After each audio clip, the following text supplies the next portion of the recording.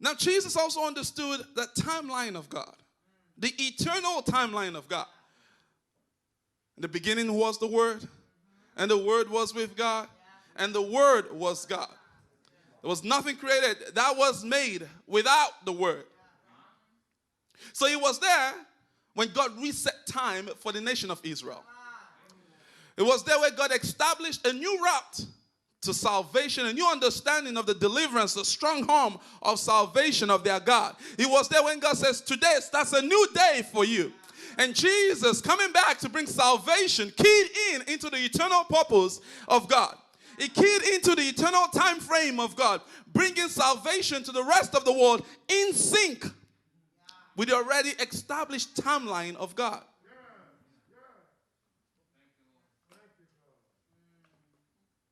Jesus knew that God's heart for all of eternity continues to pursue man to bring us back to himself.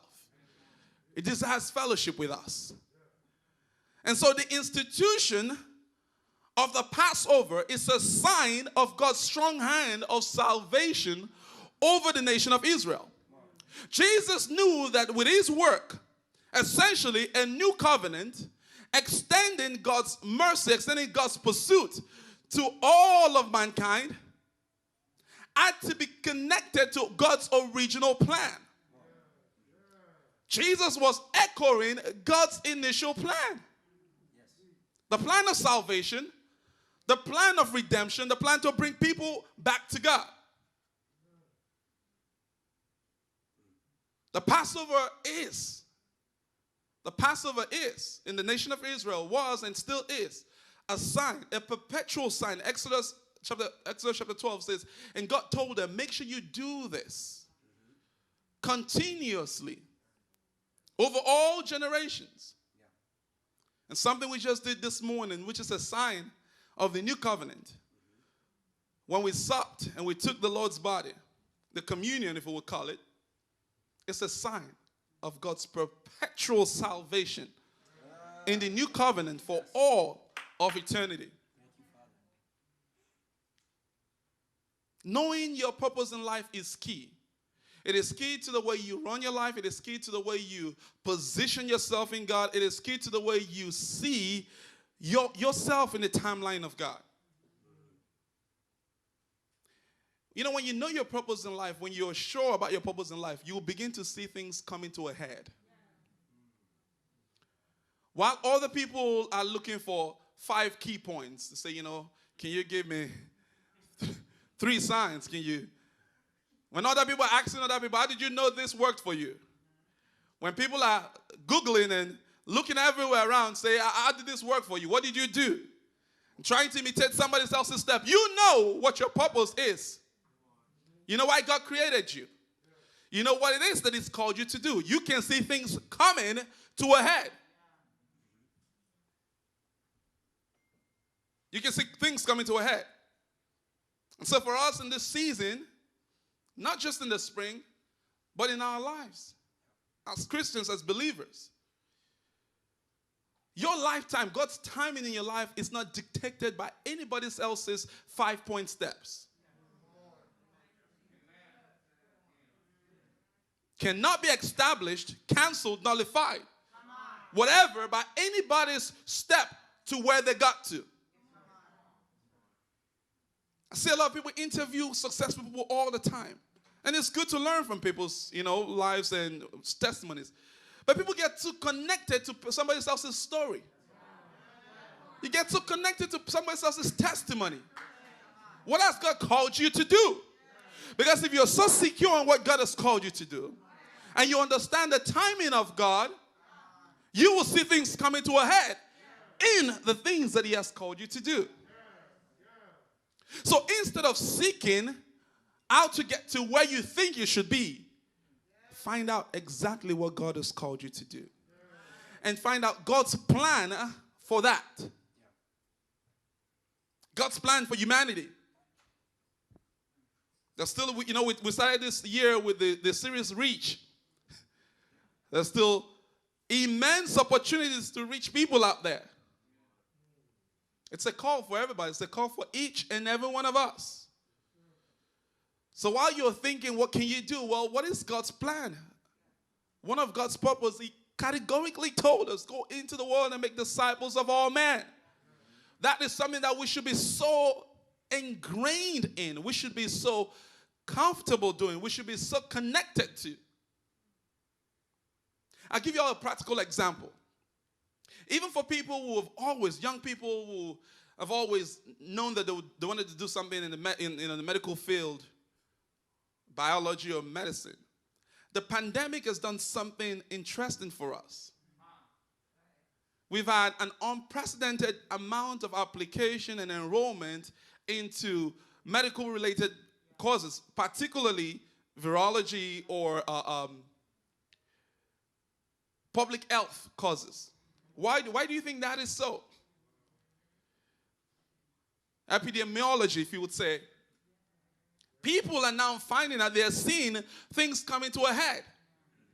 So people have the skills, young people have the skills. I'm using this as a general example. They add the skills. They knew God was calling them to do that. But they just didn't have an idea exactly what to study. So sometimes you see things around you begin to happen, things around you begin to open, opportunity around you begin to present itself for you to say, okay, this is the opportune time for me to do this.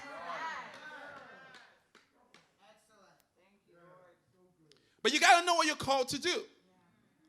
For those of us who have a passion for social justice, or let me use the word social justice, because in my view, social justice is just one perspective to God's just nature. It's just one of the faces of God's multifaceted just nature. And for some of us who have that, we carry that burden of justice, God's justice. We want the justice of God. It's always been in there, always burning. We know that that's something that we want to do, but we sometimes don't even know when to start. Last year presented a wonderful opportunity for some people to step into their call. With all of the riots and all of the social, misgivings in the society, in our climate culture, that was an opportunity for somebody who has the calling to be a lawyer, an advocate, the things that you feel called to. But you just not at clarity. That was an opportunity. That was a set time for somebody to arrive. Times and seasons. Sometimes we make these things look so spiritual that God is saying, you just got an opportunity to step in. You just see a cycle of injustice pass you. You just see something that you ought to jump on. You already know what I was calling you for. You already knew the dreams I gave you. You already know the passions I've put in you. You already know the skills you have. You were waiting for a set time. You were waiting for an opportunity, and it came by you. And you didn't take opportunity. You didn't do nothing with it.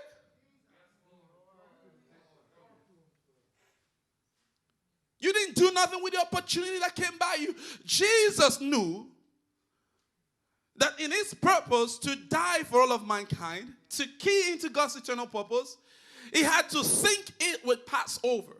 And so as long as Passover was drawing near, while other people were celebrating, other people were going to Jerusalem, thinking about all of the fun that they would have on the way, he knew that his purpose was calling him to something different. So while other people were celebrating, he was talking about his destiny. While other people were talking about the lamb and the goat that they would slay, the Son of Man was thinking about his call. Thinking about his calling. The death on the cross.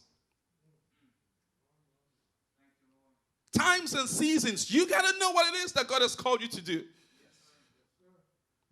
God has called you to lead an organization or whatever. Keep training yourself.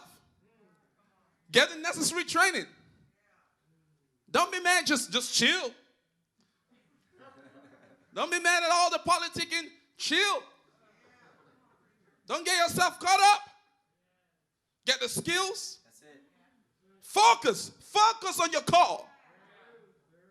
Focus on what it is that God has called you to. Opportunity will come. Your Kairos moment will come. Yeah. the Kairos moment will present itself. Things will come to a head. Sometimes we're actually not ready for the opportune time when it arrives. We want things so badly, and when it arrives, we're not ready to take opportunity for what it is that we've been praying for, we've been crying for, we've been singing for, whatever we've been doing. When the opportunity comes, sometimes we miss it because we weren't anticipating the Kairos moment.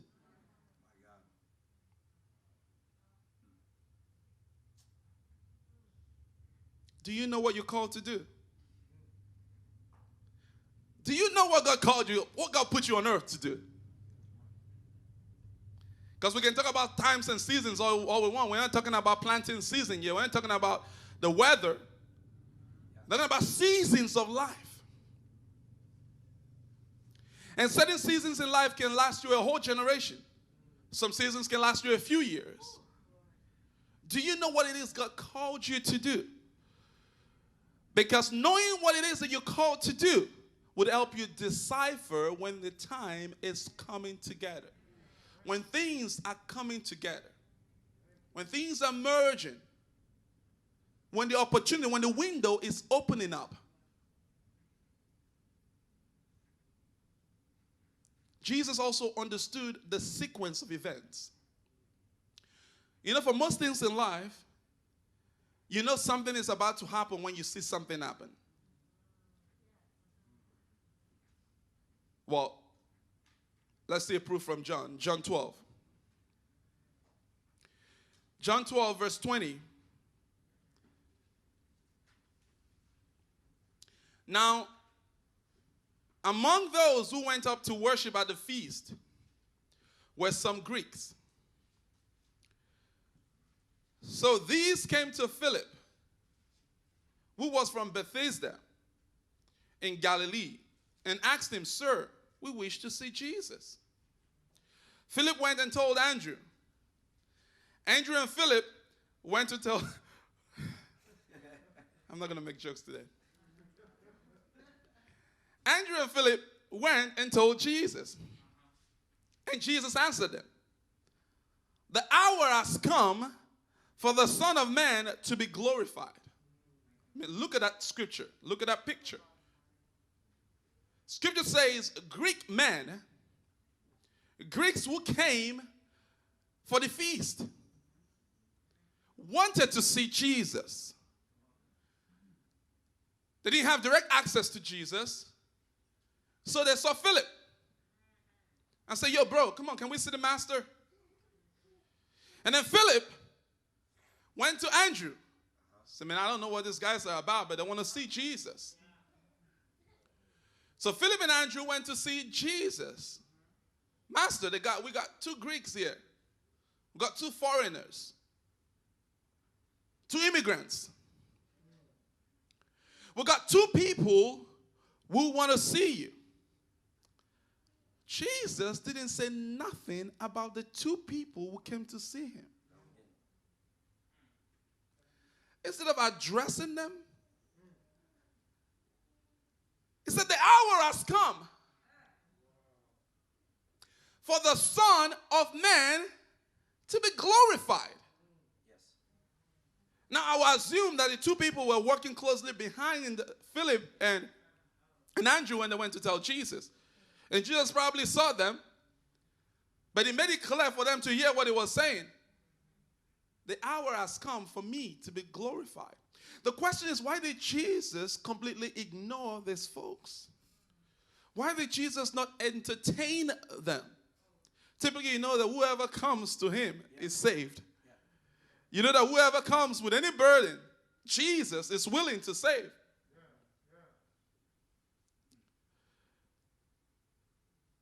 Jesus knew that it wasn't time to save the rest of the world.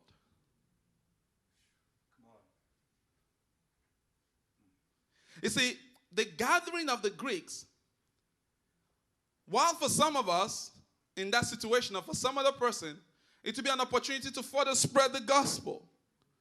Take the gospel to Greece. Take the gospel to Rome. Take the gospel to all the parts of the world. Jesus saw that and immediately he knew that the time for the Son of Man to be glorified is here. How can it be that people are requesting to see Jesus, but Jesus was focused on something else? How can it be that the people who came to see Jesus signified to him a time, an hour that they were not even aware of? How can it be that the people who were coming to Jesus for salvation and all of that confirmed to Jesus that my hour has come? You know, things happen around us a lot, and sometimes when things happen, we get so engrossed in what is happening that we forget what it is that is happening around us. For some of us, it is attention. People come to you for prayer and attention to speak, and you just run with it. And you don't pause and ask yourself, what else is this portended? What else is this telling me about? Matter of fact, what should I be running away from? Not what should I be running towards. What should I be running away from? What is the bigger picture? What is the more important consequence? What is going on around here?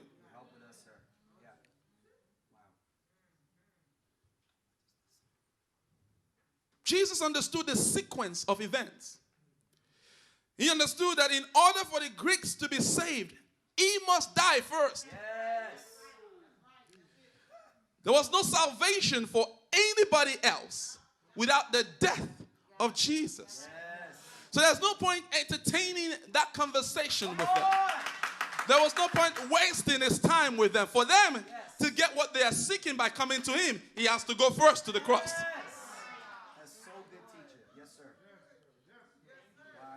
Times and seasons. You want to decipher times and seasons? The problem is not be confused by events that start. Because oftentimes we see events and we see them as positive things that encourage us to just go headlong. Sometimes when something positive happens, you take a step back. Sometimes when something invites you, you take a sidestep.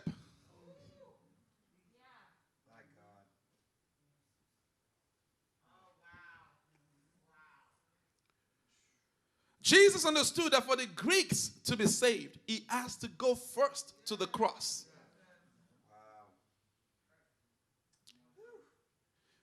But Jesus also understood another principle, that the salvation is first to the Jews and then to the Greeks. First to the Jews and first to the Gentiles. Now there's a spiritual principle here that in our carnal mind we'll probably get infuriated about. Why are the Jews so special? What's special about them? And then some people have formed a whole movement, a whole theological movement, a whole spiritual movement about them being the Jews.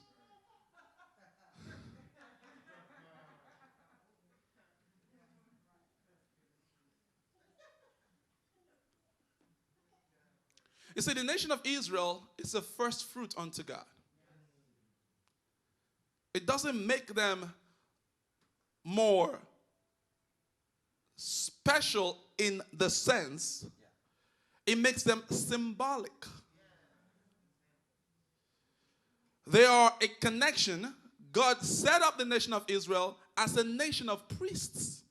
So even though they have priests and system of priesthood, the whole nation of Israel was supposed to be a nation of priests to the rest of the world. So first, to the Jews, salvation ought to come. But not just salvation. Condemnation comes first to the Jews before it comes to the Gentiles. It's a system that God has set up. So don't be rubbed off the wrong way that, salvation didn't come to you first. Just know that even condemnation comes first to them before it comes to you. It's just a different system of responsibility and order that God has created spiritually. But God understood that, Jesus understood that this is the plan of God. How do we know that? Matthew 10, 5-6. Matthew 10, 5-6. Write it down. Romans 1, 16. Romans 1, 16. Romans 2, 9-10. Romans 2, 9-10. These are scriptures that talk about salvation coming first to the Jews before it comes to the Greeks. So Jesus knew days before the Passover that these folks that are coming, even though you want me to talk to you, want me to heal you, by the way, because they heard Lazarus was just raised from the dead. So I guess they came to get a little sneak peek, a little.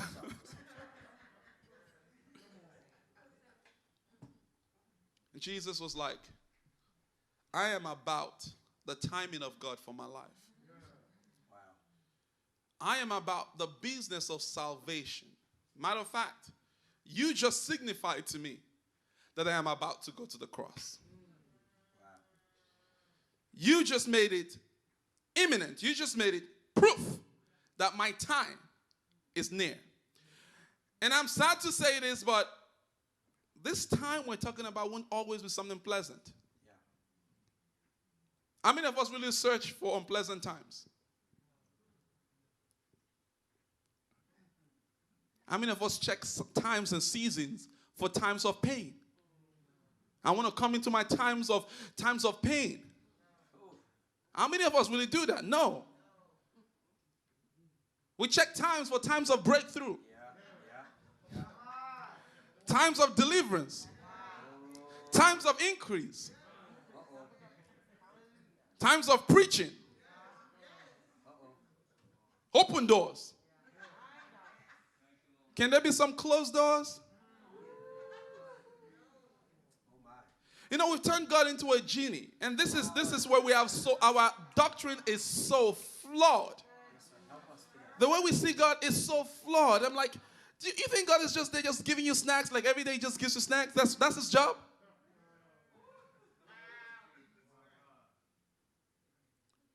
But Jesus knew that while people were coming to seek his attention, it was time for him to suffer death.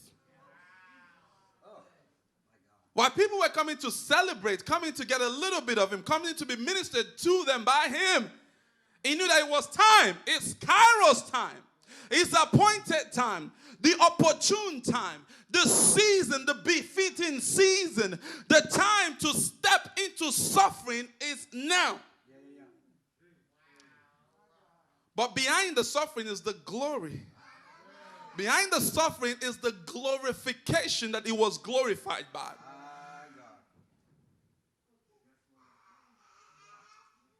Seasons of pain. Seasons of pain. Jesus couldn't afford to lose focus on what he was there to do. Couldn't afford to look elsewhere. He couldn't afford to go with the raving of the crowd, or the rave of the crowd. He couldn't afford to lose focus on what he was called, what was on earth to do. Things happen in sequence in life. A lot of things happen in cycles. A lot of things in our lives happen in cycles. Events happen in cycles. We see things start. We can tell when things are starting. We can tell what next happens. It's interesting that we know how to tell the time. We know when to tell it's about to rain. And this is not just our problem, not just the problem for this generation. All of mankind has always been able to tell when it's about to rain. Nobody likes to be wet outside. So when the clouds start shifting, we say, you know what, it's about to rain. Jesus talked about this in the book of Matthew 16:3. He said, you look at the sky and you say, you know what, the sky is overcast. It's red. It's going to rain. So what do? We learn over time how to tell the seasons of rain and shine. Yeah. When we wake up, we pick up our phone, and what do? We check the weather. So what are we doing? We are exercising our ability to tell the natural time of events. Unconsciously, that's what we're doing. So when you go outside, even without a thermometer, you can tell, it's kind of warm today. It's kind of cool today. And when you see the clouds, the wind, something is brewing up. But we cannot tell times and seasons spiritually because we do not train our spirit man to look out for the signs.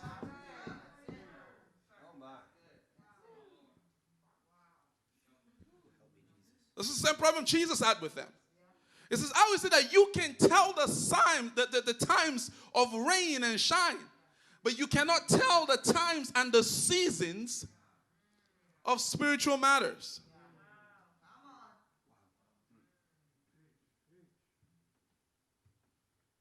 How is it so that we cannot tell the times and seasons of spiritual matters? Hebrews 5:14 says this. It says, but solid food is for the mature, who by constant use have trained their senses to distinguish good from evil.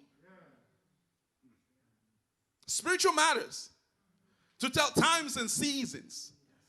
It's for the mature spiritually. We can look at events, we can look at things, we can look at trends, we can look at the temperature, the spiritual temperature in the land. We can look at actions and policies. We can look at events and times. We can look at different things and say, you know what? Something is about to happen there. That there just tells me something is about to happen there. We've become lazy. We want the prophetic. We want everybody to prophesy everything to us. You got a word for me? I got a word for you. Can you study the times and the seasons? Can you look at your life and look at the patterns around your life? Can you look around you and see things changing, looking at trends and events and spiritual things?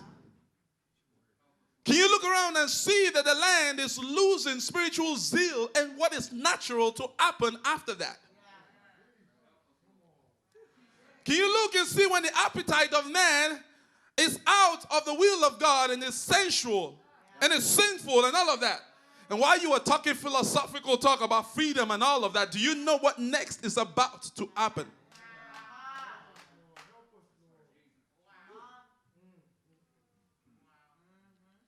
Can you tell times and seasons? On a personal note, have you studied your life very well to see when you get depressed? Have you watched to see when this happens and that happened and I go here and I come here and notice that I get depressed? Don't come at me having counseling meetings all the time. We're counseling you. Have you sat down and said, why is it that this always happens around this time of the year? Have you studied the times and the seasons of your life? Sin, you fall into sin every time and you beat yourself up. Have you checked what movie do you watch? What music do you listen to? Who do you talk to? Where do you go? Who come around you whenever you fall into sin? Are you able to tell the times and the seasons of your spiritual ebbs and flows? Times and seasons. I don't know what's happening to me. Can you pause and spend some time to study your life? Spiritual life. Spiritual appetite. When you find yourself high here, what are the things that happen around you? When you find yourself in the valley, what are the things that happen around you? You can tell when it's about to rain, but you can't tell when you're about to be depressed.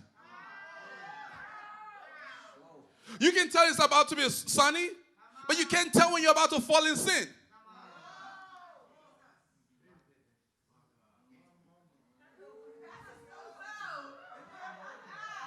Times and seasons. Times and seasons. How do you know what is about to happen next? How do you know? Things happen. Things happen. And when you watch things happen, you know this is about to happen. Matter of fact, when you know so much what you're called to do, you know things to avoid. You see, when you know what it is that God is calling you to do, when you see fake opportunities come up, you run away. When you see fake open doors come, you run away. When everybody are running towards a breakthrough, you know that will kill the purpose of God on your life. You run away.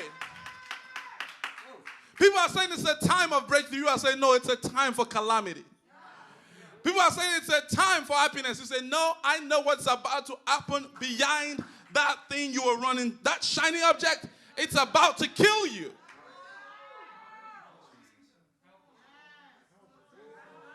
Times and seasons. We talk about the sons of Issachar. And it's not just knowing the calendar time and, the sun and when it's going to rain. Do you know spiritual trends?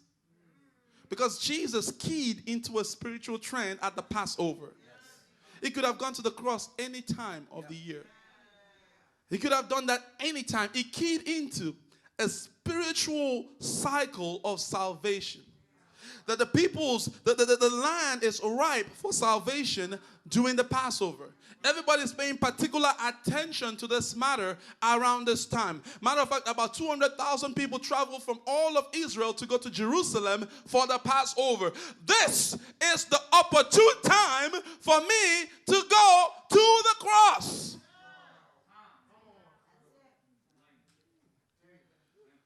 This is my window of breakthrough. My window of suffering. Man, Holy Spirit, thank you. This is my window for suffering. Y'all don't like that kind of gospel, do you? Come on, help us. So take it easy with this suffering, Pastor So.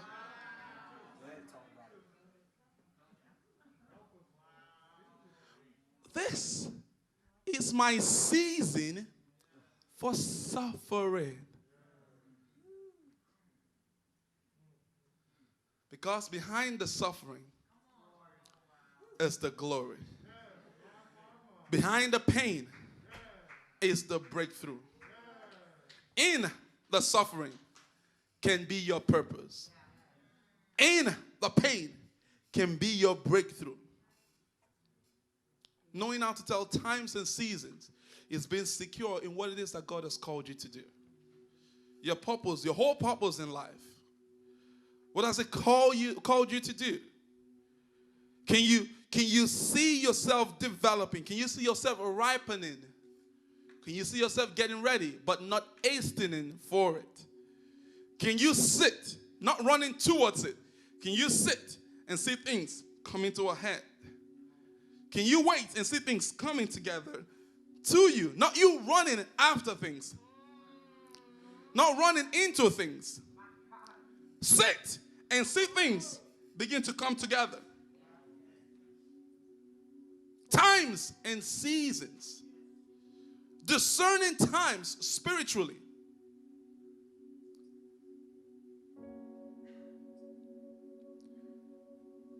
I want us to wrestle with God this morning. It's going to be quiet. And I know for a lot of us, this is one of the things that we tend to do here. This is one of our calls in this house. Identity, inheritance, and impact. And the part of the inheritance is to know all that God has put in you and what God has called you to do. But I don't know that we're all secure in what it is that God has called us to do. And some of us don't know that yet, and that's something that we have to find out. But you got to be so secure in what you've been called to do that when distractions come, you can sit still and say, nope, that ain't for me. When the Greeks come to seek you, when the Gentiles come to seek you, you can look at them and say, you know what, it's time for me to go the other way. Because I know that my purpose is on the other side. The reason God fashioned me, the reason God created me, is on a different dimension. That though I would minister to the Greeks, and even more Greeks, I have to first go to the cross so that I can reach them. Spiritual times and seasons.